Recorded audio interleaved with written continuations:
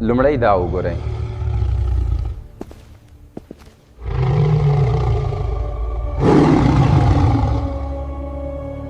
په ای آی باندې د ویډیو جوړولو نوی فری اپ چې په بشپړ ډول سره تاسو ته فری ویډیوګانې جوړوي.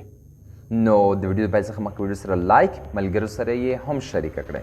راځئ د ویډیو فلو دغه اپ به تاسې ډاونلوډ کړئ. د هغې نه وروسته به تاسې دې ته داخل شئ. په دې کې به ساین اپ وکړئ، یعنې په دې کې به یو نوی اکاونټ د جیمیل په وسیله جوړ کړئ.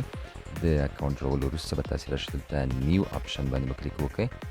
نو تاسې کولی شئ یو نوی یعنی ویډیو یا عکس جوړ کړئ. په دې کې تاسو کولی شئ په وړیا ډول سره ویډیو هم جوړه کړئ، عکس هم جوړ کړئ. دلته موږ راځو، یو عکس ورته راخلو.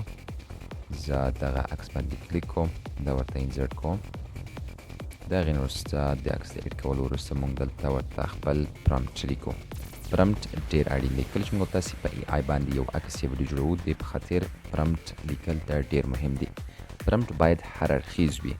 د دې لپاره چې موږ یو ښه نتیجه، ښه ریزلټ، ښه ویډیو یا عکس ولرو، باید یو هر اړخیز پرامپټ ولرو، یو قوي پرامپټ ولرو. نو موږ کولی شو دغه پرامپټ پخپله هم ولیکو. ستونزه نه لري که تاسې په پښتو لیکئ او که په انګلیسي، خو که چیرې انګلیسي ولیکئ هغومره به ستاسې نتیجه بهتره وي.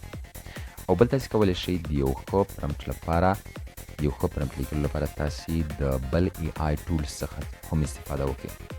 لکه تاسې راشئ په جیمینای باندې پرامپټ ولیکئ، ورته خپله غوښتنه ووایئ. جیمینای به تاسو ته یو قوي هر اړخیز پرامپټ اماده کړي او هغې نه وروسته تاسې دغه پرامپټ چیټ جی پي ټي ته ورکړئ. زه دلته ورته وایم چې ماته باید داسې یو ویډیو جوړه کړي چې هغې کې یو سینمایي یا فلمي اکشن اوسي او په هغې کې یو زمری وي، هغه خپل غږ وباسي او د کیمرې حرکات هر څه دا باید تاسې ورته مشخص کړئ. تاسې یو عادي ساده پرامپټ هم لیکلی شئ، خو زه دلته یو داسې پرامپټ ورته لیکم. داسې هم کېږي چې تاسې په پښتو باندې پرامپټ ولیکئ، وروسته هغه انګلیسي ته ټرانسلیټ کړئ، ترجمه کړئ، وروسته یې ورته واستوئ.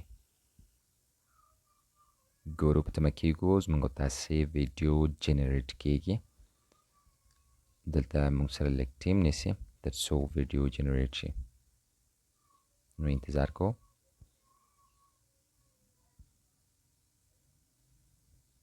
یعنې ویډیو تقریبا آماده ده او په دې باندې چې تاسې کومه ویډیوګانې جوړوئ هغه تاسې کولی شئ سوشل میډیا، فیسبوک، یوټیوب، ټیک ټاک، هر پلیټفارم ته بغیر د کومې ستونزې تاسې هغه اپلوډ کړئ. ویډیو آماده شوه.